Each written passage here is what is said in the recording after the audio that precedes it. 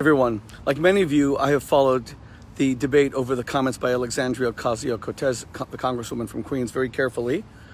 She compared the immigration detention centers on the southern border of the United States to concentration camps, thereby desecrating the Holocaust, trivializing the Holocaust, and her comments were shocking. I was sure that she would apologize, but she has not. She has doubled down, and now she's quoting people like Congressman Jerry Nadler, the Jewish congressman from the Upper West Side of Manhattan, who has the largest Jewish constituency in the United States.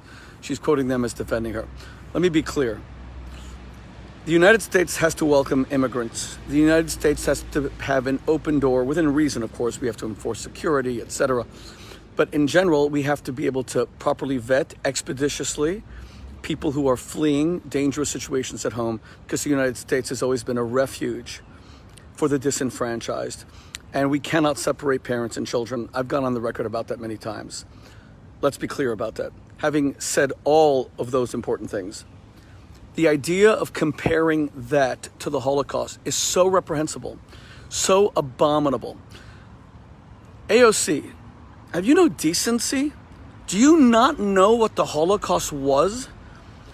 Alexandria Ocasio-Cortez, do you know, can you only imagine, can any of our minds imagine what it was like to first be forced to put yellow stars on your arms, the degradation, the dehumanization, and then have your profession eliminated as a Jew so you couldn't support your family, and then have your storefront smashed by SS troops, by the SA?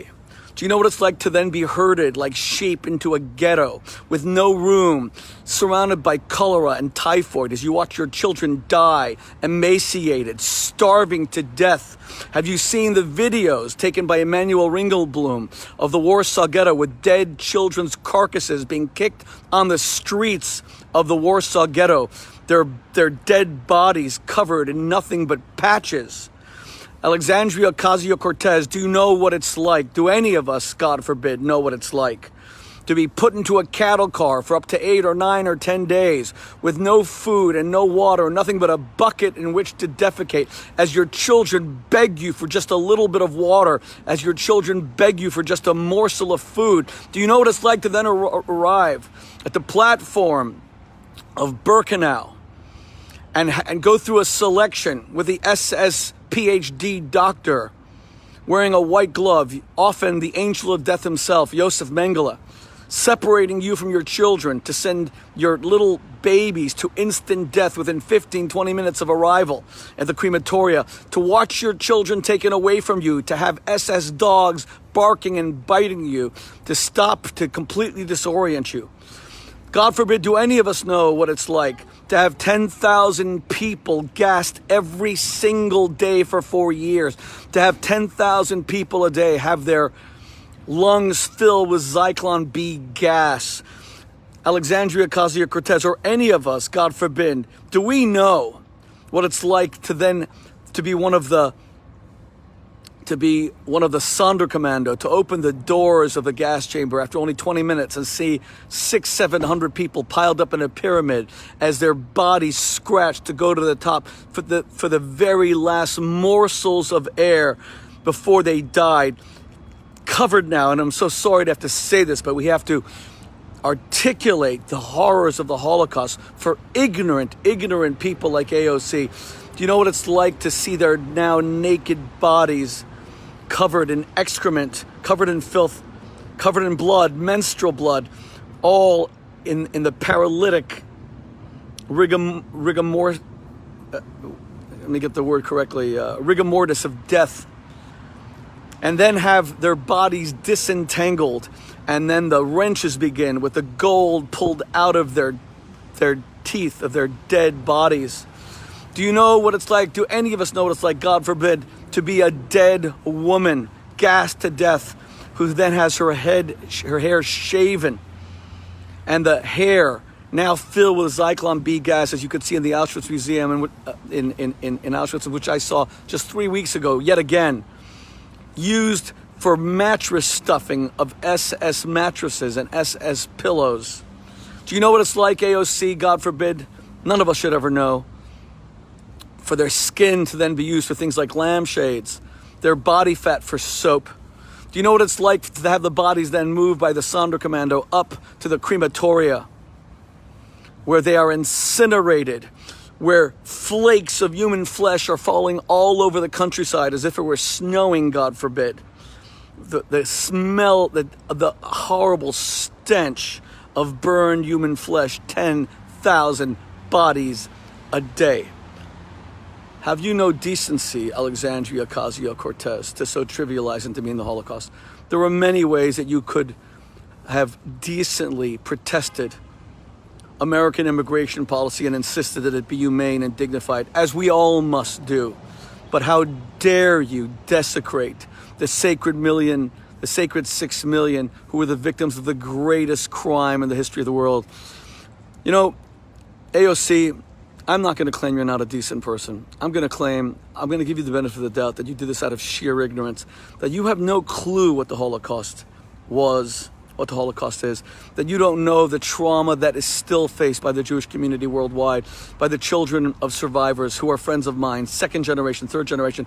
You don't know what it's like to go to Sighet, Romania, where I was recently to commemorate the 75th anniversary of the deportation of Elie Wiesel, and watch a young woman in her 20s, a yoga instructor, cry and speak about how, as a third generation survivor, she had to go through years and years of therapy because of how much these families continued to suffer, knowing that their grandparents, their uncles, their aunts were gassed to death. AOC, do you know what it was for me to watch my own wife when we went to Slovakia and the cities from which her family were deported, Košice, Michalovce, to know that my wife's great uncle, a boy of 16, deported to Auschwitz, murdered. His name was Solly Wiesner. His name is in the Auschwitz registry. And seeing my wife come apart when we visited these cities. My wife, AOC, have you no decency? Do you not know what you're dealing with?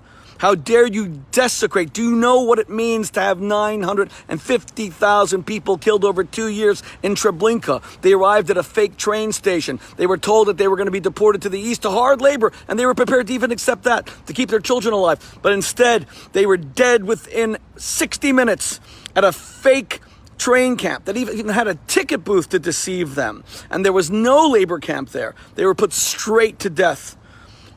AOC, when you compare the United States to the Germans, to the Nazis, when you compare, and this is not political, whoever's watching this, you can hate Donald Trump, you can despise him, you can work day and night to impeach him, defeat him. What does that have to do with calling America Nazis? What does that have to do with calling the United States a nation that sets up concentration camps? You can protest with all your vigor and passion the detention centers for immigrants on the southeastern border and demand humanity and no separation of parents and children. What does that have to do with trivializing the gassing to death of 10,000 people a day over 4 years? Alexandria Ocasio-Cortez, have you heard of the Einsatzgruppen? Do you know what it was like for Jews in Poland, Russia, to have these murderers come and make them dig their own graves and shoot them in the back of the head, one by one, knowing they were going to die, stripped naked, shed of every last morsel of humanity before they were murdered? Do you know what it was like to watch your children murdered? To watch your children murdered. How dare you? Have you no decency, Congresswoman? Have you no decency? Have you no decency to desecrate the memory of 6 million victims of Hitler who were murdered for no other reason that they were Jewish? They weren't detained, they weren't separated, and we can condemn those policies. They were gassed, they were burned, they were shot in the back of the head. Their bodies were turned into mattress stuffing and soap and ash. Have you no decency?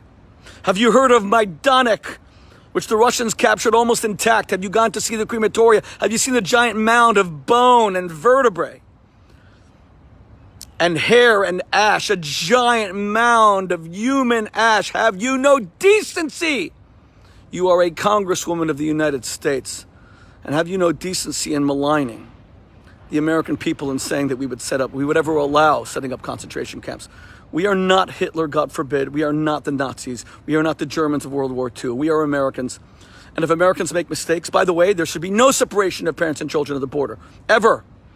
Everyone should decry that policy. But AOC, stop politicizing the Holocaust. You're what, 29 years old? Get educated about the Holocaust. Go to the Holocaust Museum in your own city of New York. It's amazing. They have the most incredible exhibition about Auschwitz right now called Not Far Away and Not Long Ago. Go in Washington, D.C., where you're a congresswoman, to the United States Holocaust Museum, one of the great museums of the world. Educate yourself. Or go all the way to Poland. It's not far. Go to Majdanek. Go to Treblinka.